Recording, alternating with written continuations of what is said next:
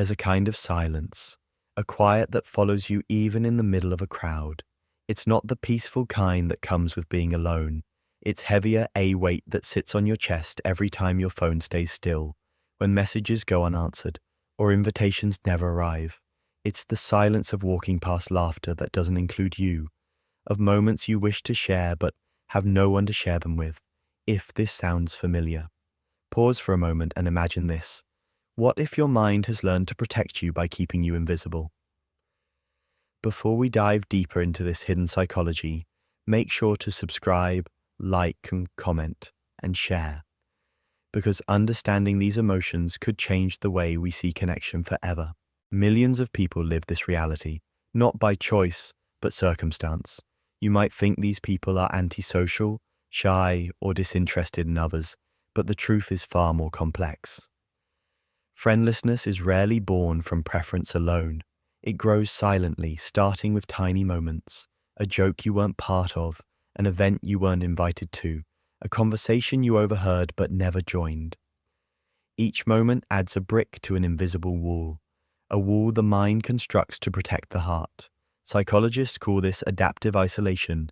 Your brain learns to shield you from pain, from rejection, embarrassment, or disappointment. Neural pathways responsible for social cognition, reading expressions, understanding tones, interpreting subtle cues, begin to weaken. The mind doesn't forget how to connect out of laziness. It forgets because it's been deprived of the practice for so long.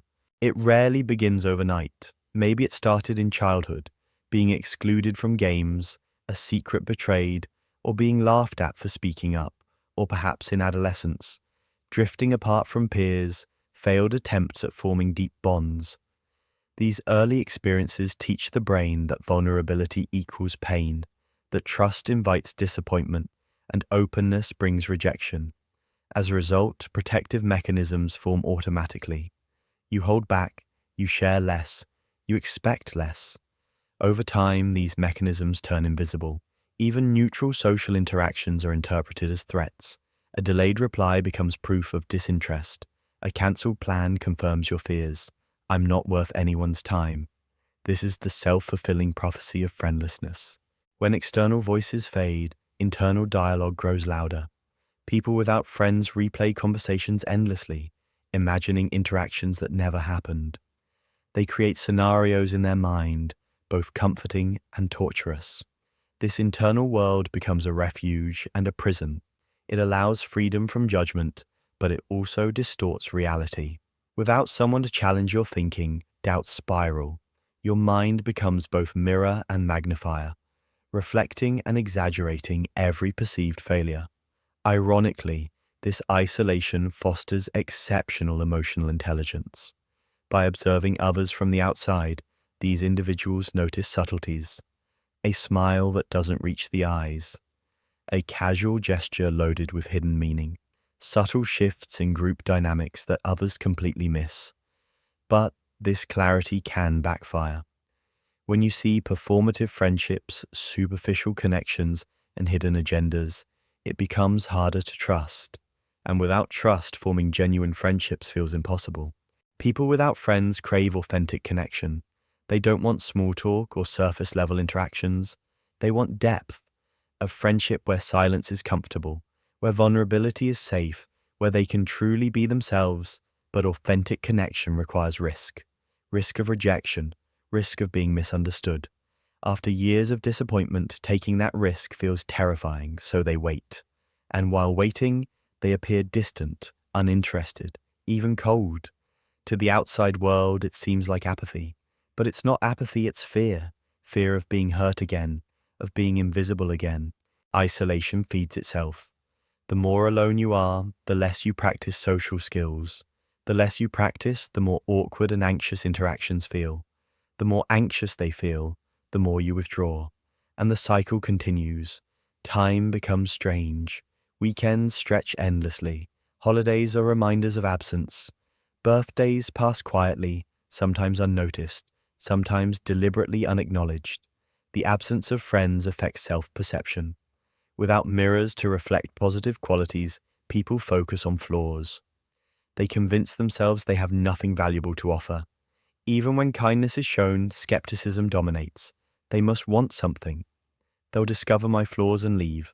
Paradoxically, people without friends often understand humans better than those surrounded by peers. By observing silently, they detect insincerity effortlessly. They understand group hierarchies. They predict social outcomes before they occur. But this awareness becomes a double-edged sword. Once you see the performative nature of most interactions, you stop accepting anything less than genuine. Even small gestures are analyzed, second-guessed. The mind prioritizes authenticity, and the fear of fake connection becomes a barrier in itself. Technology has added new dimensions. Scrolling through social media shows a constant stream of other people's celebrations, trips, and friendships. It magnifies what's missing. Yet, paradoxically, it also offers escape. Anonymous forums, digital friendships, communities that feel safer. These spaces provide solace without vulnerability, yet they reinforce longing for real-world connection.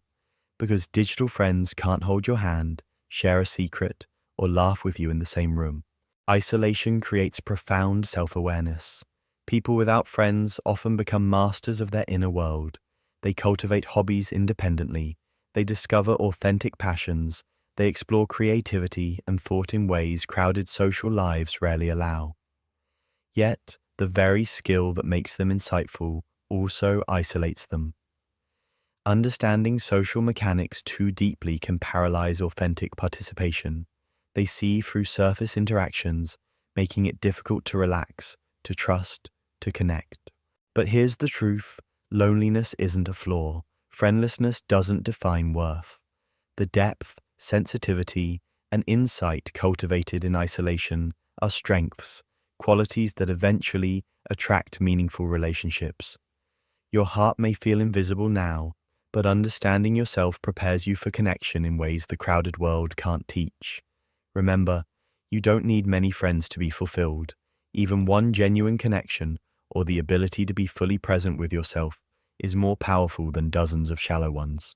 So, if you've ever felt invisible, or found yourself walking alone, even in a crowded room, know this: your mind is resilient, your heart is capable, and your life still holds connection waiting to be discovered. Even in the silence, there's learning, growth, and profound insight into the human soul.